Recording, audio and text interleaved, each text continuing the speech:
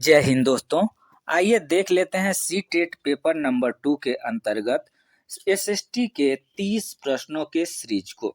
दोस्तों इस चैनल पर जो सी टेट है उसमें एसएसटी के 30 प्रश्नों को प्रतिदिन शाम 7 बजे हम लोग देख रहे हैं।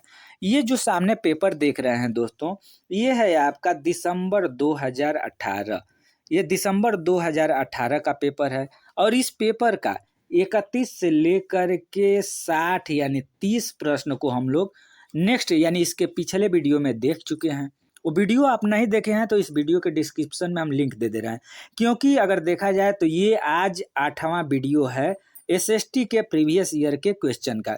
इसके पहले 7 वीडियो हम लोग कवर कर चुके हैं। आज जो वीडियो देखने वाले हैं ये 2018 दिसंबर का जो पेपर है, इसमें 61 नंबर प्रश्न से शुरू करेंगे और 90 नंबर यानी 30 प्रश्न को कवर करेंगे। तो आइए 61 नंबर का जो प्रश्न है इसको हम लोग क्लियर करते हैं। निम्नलिखित में से कौन सा राज्यसभा सदस्यों का चुनाव करता है? निम्नलिखित में से कौन राज्यसभा सदस्यों का चुनाव करता है? 61 नंबर। विधानसभा निर्वाचन क्षेत्रों के मतदाता, संसदीय निर्वाचन क्षेत्रों के मतदाता, लोकसभा सदस्य और विधानसभा के सदस्य यानी विधायक।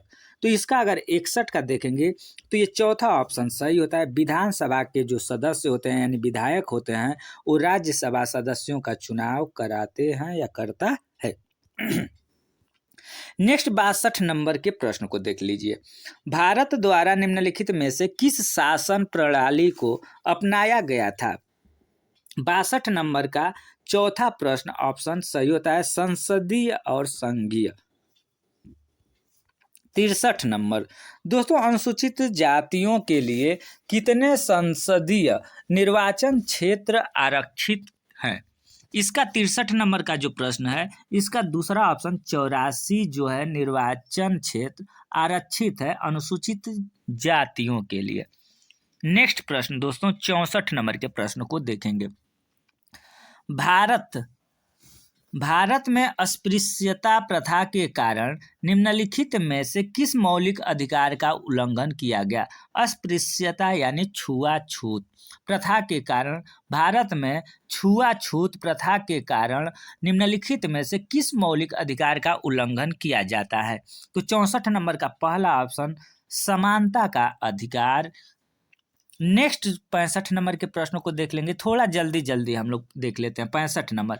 भारत के संविधान के अनुसार निम्नलिखित में से कौन सा मौलिक अधिकार नहीं है? तो 65 नंबर का ऑप्शन 4 नंबर ये संपत्ति का जो अधिकार है ये मौलिक अधिकार नहीं है, जबकि शिक्षा का अधिकार, शोषण के विरुद्ध अधिकार, धर्म की आज़ादी का अधिकार ये सारे के सारे मौलिक अधिकार के अंतर्गत आते हैं, जबकि संपत्ति का अधिकार ये जो है मौलिक अधिकार नहीं है। नेक्स्ट दोस्तों छुआछूत से संबंधित दूसरा क्वेश्चन, अस्पृश्यता ... के आधार पर भेदभाव को संदर्भित करता है। दोस्तों ये देखेंगे 66 नंबर का प्रश्न, इसका तीसरा ऑप्शन जाति। जो अस्पृश्यता है जाति के आधार पर भेदभाव संदर्भित करती है। नेक्स्ट 67 नंबर का प्रश्न, मुख्यमंत्री को कौन नियुक्त करता है? मुख्यमंत्री को कौन नियुक्त करता है? 67 का दोस्तों तीसरा ऑप्शन राज्यपाल यानी शपथ पत्र का देता है नियुक्ति पत्र। 68 दोस्तों 68 है राज्यपाल को कौन नियुक्त करता है? ठीक है, अब राज्यपाल को कौन नियुक्त करता है 68 नंबर का? तो ये राष्ट्रपति करता है। राज्यपाल को कौन नियुक्त करता है? तो ये राष्ट्रपति करता है। प्रधानमंत्री का चुनाव कौन कराता है? प्रधानमंत्री का चुनाव कौन कराता है भाई? ये देखिए ये 2018 का पेपर है, थोड़ा आसान है लेकिन फिर भी आप लोग देख लेंगे। ठीक है 2018 का।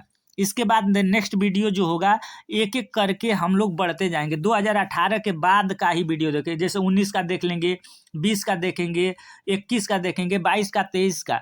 ये सारे के सारे जो ऑनलाइन वीडियो हुए हैं, ऑनलाइन जो पेपर हुआ है उसको भी देखेंगे, क्योंकि इस समय के जो पेपर हैं उसी से ज़्यादातर क्वेश्चन पूछे जाएंगे, लेकिन यहाँ से भी आपको 2-4 क्वेश्चन मिलने की संभावना बनती है। दोस्तों अब यहाँ पर है कि प्रधानमंत्री का चुनाव कौन कराता है? तो 69 का आपका तीसरा ऑप्शन सांसद। नेक्स्ट प्रश्न, निम्नलिखित में से किसको भारत का पहला नागरिक कहा जाता है? भारत का पहला नागरिक कौन होता है दोस्तों? तो ये 70 का तीसरा यानी राष्ट्रपति। नेक्स्ट प्रश्न है निम्नलिखित में से किसको भारत में राज्य का पहला नागरिक कहा जाता है?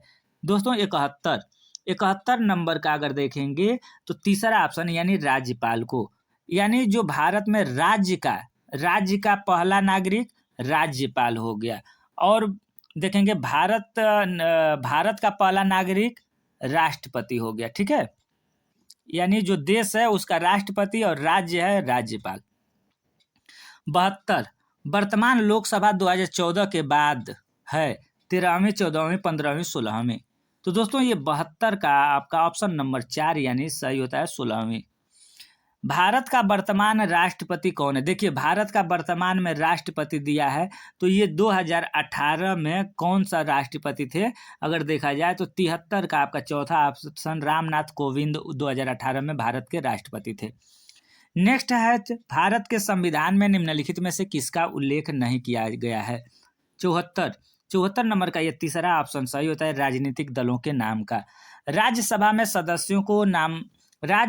सदस्यों को कौन नामित करता है? 75 नंबर का पहला ऑप्शन सही होता है राष्ट्रपति।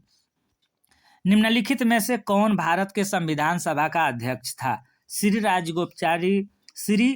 Rajagopalachari, doctor BR Ambedkar, doctor Rajendra Prasad, Jawaharlal Nehru. ठीक है, तो 67 का आपका ऑप्शन सही होता है तीसरा यानी डॉक्टर राजेंद्र प्रसाद। नेक्स्ट 77 का प्रश्न देख लेते हैं। निम्नलिखित में से कौन भारत का एकमात्र भारतीय गवर्नर जनरल था? 77 दोस्तों ये चौथा सी राजगोपालाचारी। 68 नंबर के प्रश्न को देखेंगे। भारत का संविधान कब अपनाया गया था? दोस्तों भारत का संविधान कब अपनाया गया था? 68 का 26 नवंबर 1949 को।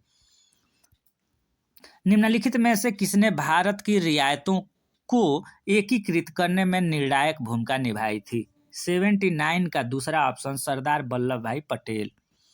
नेक्स्ट 80 नंबर है। निम्नलिखित में से कौन भारत के संविधान की समवर्ती सूची के मामलों में कार्य करता है? दोस्तों इसका पहला केंद्र सरकार और राज्य सरकारें। 81 नंबर के प्रश्न को देख लेते हैं। निम्नलिखित में से कौन भारत की संविधान सभा में मसौदा समिति के अध्यक्ष थे? 81 नंबर का दूसरा option doctor BR Ambedkar. Next 82 number प्रश्न दोस्तों देखेंगे। 18वीं शताब्दी के नेतृत्व में बंगाल धीरे धीरे मुगल नियंत्रण से अलग हो गया। 82 नंबर का ऑप्शन पहला मुर्शीद कुली खान। 83 नंबर दोस्तों निम्नलिखित में से किस गवर्नर जनरल ने फैसला किया कि बहादुर शाह जफर आखिरी मुगल सम्राट होंगे और उनकी मृत्यु के बाद किसी भी वंशज को शासक के रूप में पहचाना नहीं जाएगा? दोस्तों 83 का आपका ऑप्शन नंबर तीसरा सही होता है लॉर्ड कैनिंग। 84 किस गवर्नर जनरल ने घोषित किया कि अवध पर गलत तरीके से शासन किया जा रहा था और उचित प्रशासन सुनिश्चित करने के लिए ब्रिटिश शासन की आवश्यकता थी? दोस्तों 84 का तीसरा ऑप्शन लॉर्ड डलहौजी। 85 कानपुर के किस शासक ने खुद को पेशवा कहा? कानपुर के किस शासक ने खुद को पेशवा कहा? दोस्तों 85 नंबर का प्रश्न पहला नाना साहेब। 86 नंबर का जो प्रश्न है, कारखाने के विषय में पढ़ाने के लिए सबसे उपयोगी विधि है। अगर कारखाना आपको पढ़ाना है तो सबसे उपयोगी विधि कौन होगी? एक कहानी सुनाना, किसी विशेषज्ञ को निमंत्रित करना, किसी औद्योगिक कारखाने की यात्रा आयोजित कराना, एक डॉक्यूमेंट्री फिल्म दिखाना। दोस्तों इसका अगर ऑप्शन देखेंगे तो कौन सही होता है? 86 का तीसरा ऑप्शन ये सही है, औद्योगिक कारखाने का यात्रा। औद्योगिक यानी बच्चों को घुमा करके या उसके बारे में दिखाएंगे तो बिल्कुल उनके ब्रेन में बिल्कुल फिट हो जाएगा। 87 दोस्तों एडुसेट क्या है? एडुसेट एक सैटेलाइट है, तो इससे क्या अभिप्राय है? एडुसेट से क्या अभिप्राय है? 87 का अगर देखेंगे तो इसका ऑप्शन चौथा सही होता है, एक मानव निर्मित भारतीय उपग्रह है जिसे हम लोग क्या कहते हैं? एडुसेट कहते हैं। 88 नंबर के प्रश्न को देखेंगे। पंचवाड़ी और बीजक में निम्नलिखित में से किस महान हस्ती के छंद और विचारों को संरक्षित किया गया है? 88 का अगर देखेंगे दोस्तों तो इसका 88 का ऑप्शन 2 सही होता है, कबीरदास जी ने। 89 एलोरा की गुफा। दोस्तों एलोरा की गुफा हम इसके पहले वाला वीडियो में भी देखे थे, यानी ये प्रश्न बार बार आ रहा है। एलोरा की गुफा की भित्ति चित्र जिसमें विष्णु को नरसिंह अर्थात पुरुष सिंह के रूप में दिखाया गया है, किस काल की कृति है? तो 89 का दूसरा ऑप्शन सही होता है, राष्ट्रकूट काल। आज के वीडियो का लास्ट प्रश्न दोस्तों, निम्नलिखित में से कौन सा गठन उपनिषद के आस्था रखता है? यानी कौन सा संगठन है जो उपनिषद में आस्था रखता है? आज के वीडियो का लास्ट, ब्रह्मा समाज जो है ये उपनिषद में आस्था रखता है। दोस्तों ये वीडियो कैसा लगा? और प्रतिदिन शाम 7 बजे आपको एसएसटी के 30 प्रश्न इस चैनल पर उपलब्ध कराए जा रहे हैं और ये एग्जाम तक आपको मिलेंगे। तो इस चैनल पर पहली बार हैं और पेपर नंबर 2 अगर आपका है तो एसएसटी लिए हैं, सामाजिक अध्ययन लिए हैं, तो इस चैनल को सब्सक्राइब करके बेल आइकन को दबा लेंगे। धन्यवाद।